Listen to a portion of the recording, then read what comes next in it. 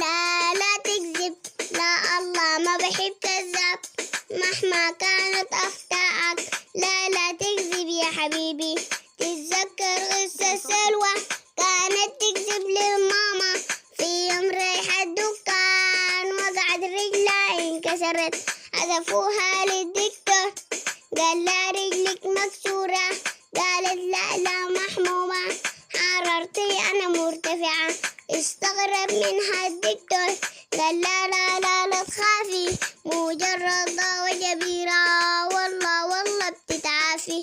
بس كانت سلوى عنيدة مصرة على كلمتها، من كثرة أكاذيبها سلوى خسرت رجلها، بقت تمشي على وحدة ما سمعت كلمة دكتور.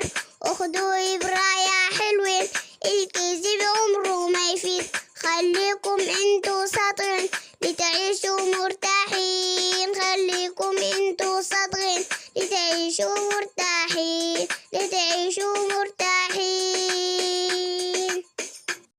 سلوى عنيدة مصرة على كلمتها، من كثرة أكاذيبها سلوى خسرت رجلها، بقت تمشي على وحدة ما سمعت كلمة دكتور.